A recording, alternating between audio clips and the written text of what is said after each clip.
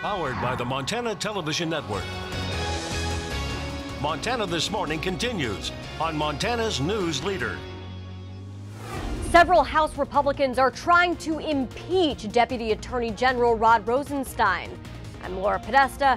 I'll tell you what's behind the effort. And we have the latest on an attack on 2 people in Yellowstone National Park that happened 1 week ago. Good morning, Southwest Montana, 6:30. Chet Lehman, Missy O'Malley with you. Matt has our forecast, looking at the weekend in a moment. Our top story this half hour. Group of 11 House Republicans have filed articles of impeachment against Deputy Attorney General Rod Rosenstein. And Democrats say that the move could undermine the ongoing investigation whether the Trump campaign colluded with Russia during the 2016 election. CBS's Laura Podesta has our latest from New York.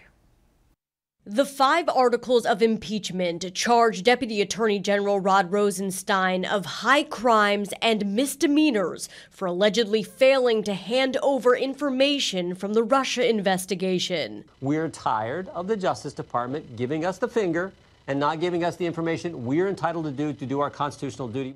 House conservatives Jim Jordan and Mark Meadows, who introduced the resolution, said on Fox News they could use procedural methods to force a vote this week. Rosenstein faced Jordan at a contentious House hearing last month. If you're interested in the truth, Mr. Jordan, the truth is we have a team of folks, they're Trump appointees and career folks, and they're doing their best to produce these documents. More than 800,000 documents related to Special Counsel Robert Mueller's Russia probe have already been given to Congress. Ranking Democrat on the House Intelligence Committee Adam Schiff tweeted, "History will record these members as willing accomplices in the most serious threat to the rule of law in a generation." If Robert Mueller comes back with findings that are negative or worrisome for President Trump, the more political that process looks, the better it is for his chances of surviving it. Rosenstein was tapped to oversee the Russia investigation when Attorney General Jeff Sessions recused himself. The House will require a simple majority to pass the impeachment resolution before sending the articles on to the Senate, where it's likely to fail. Laura Podesta, CBS News, New York. Now, House Speaker Paul Ryan is expected to be asked about the impeachment in his weekly news conference later today.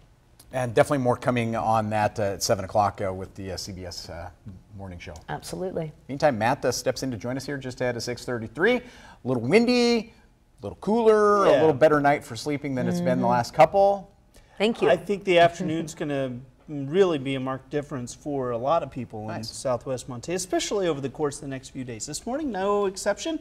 55 in Belgrade, 50 degrees in Butte, 37 in West Yellowstone, 47 just showed up in Innis this morning. Looks like our temperatures continue to be on the mild side. I do expect to see a little bit of thin clouds for the early part of the day. Beautiful sunrise there. Looks like our daytime high should be into the 80s. It looks like it'll be dry for today. More rain on the way, though. We'll talk more about that in just a little bit. Thank you, Matt. 6:33 now on this Thursday. We have details about a violent attack inside Yellowstone National Park near Mammoth Hot Springs.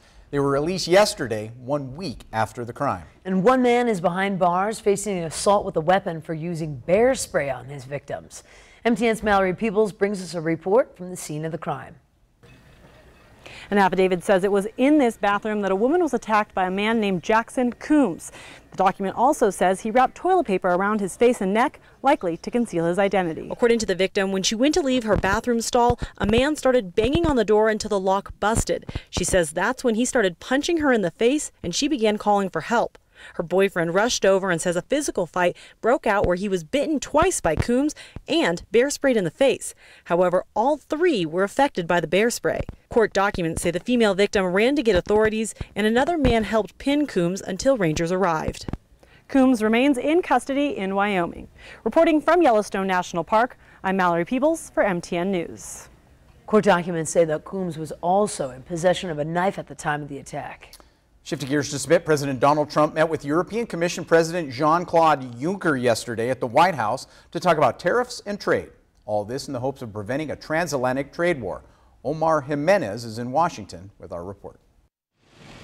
President Trump and Jean-Claude Juncker, president of the European Union Commission, lowering the temperature a bit on what at times have been tense negotiations over tariffs. Unless one party would stop the negotiations, we will hold off further tariffs and reassess existing tariffs on steel and aluminium. The two agreed to work toward zero tariffs and barriers. This was a very big day for free and fair trade. This announcement comes within the backdrop of an ongoing process. The U.S. imposed tariffs on steel and aluminum. Then the European Union, along with Mexico and Canada, retaliated with tariffs of their own this summer, some targeting U.S. exports of agriculture products. China did the same after President Trump imposed $50 billion in tariffs on Chinese imports. Now, the Trump administration is offering $12 billion in aid to American farmers hurt by these tariffs. We're not trying to replace farm income per se. We believe that the marketing disadvantages by the retaliatory tariffs have an impact on that. But some Republicans have criticized the decision. The tactics that are being used right now are not helping our producers. Meanwhile, on the trade front, today's efforts were an attempt to prevent a transatlantic trade war from joining the tariff fight already brewing across the Pacific with China. In Washington, I'm Omar Jimenez. And in news a little closer to home, city parking officials say Butte's new parking garage is doing well since it opened earlier this year. The city's parking commission estimates that the new garage on West Park Street brings in between $50 and $80 a day since the city started charging for parking on June 1st. The city has sold 125 permits for parking in the 248 space garage. Little growing pains here and there, but you know, the people have been great. The police are fantastic with patrolling it after hours. So really it's been about as smooth as I could imagine. Parking is $1 an hour between 6 in the morning and 6 in the evening, Monday through Friday, and it's free on the weekends. Well, a new effort launched by the federal government, aided by state officials, is cracking down on scams that target those wishing to help veterans and active service members. In this week's Fraud Watch, MTN's Jacob Fuhrer tells us how you can spot the fake charities. As Americans, we like to be patriotic and honor those who fought for our country. Sometimes it's with memorials like this one in the capital city. Other times it's parades or we donate money. But with that last one, we have to be careful because not every organization is honest about where that money goes. To combat veteran charity scams, the Federal Trade Commission and state governments recently launched Operation Donate with Honor, a program that aims to do two things. To go after charities that are shams in terms of the way that they present themselves or they take in the donations and the way they spend them.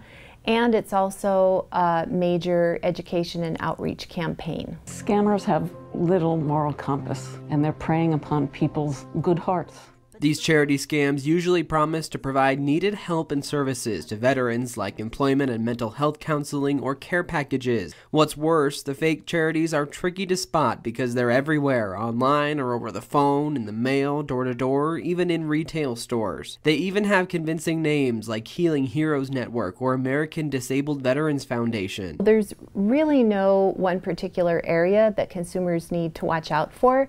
It's more of a matter of being on alert all the time. State officials recommend checking online to verify a charity is real. Also, donate local and ask friends and family where they gave their money in the past. If the charity has a brick and mortar location, that's usually a good sign. Don't ever wire money, pay with cash, or use a prepaid card. Instead, pay with a credit card or check. But it also hurts legitimate charities when money is diverted to scam organizations. So you have to be very careful again and do your homework. In Helena, Jacob Fuhrer, MTN News. Now, Jacob tells us Montana Department of Justice recommends using websites like charitynavigator.org, where you can search individual charities and their ratings. Good idea. Unfortunately, that we even have to bring that tip out there, but yeah, some good advice in that by Jacob. Absolutely. Thank you for that. Always. Thank you for that, Jacob. Yep. We do have to take a quick break. Thank you for joining us on your Thursday morning. When Montana This Morning returns, we take a look how a quirky hobby turned a man into an internet sensation. Oh, you're going to love that one. But first, let's check in with Gail King to see what's coming up at 7 o'clock on CBS This Morning.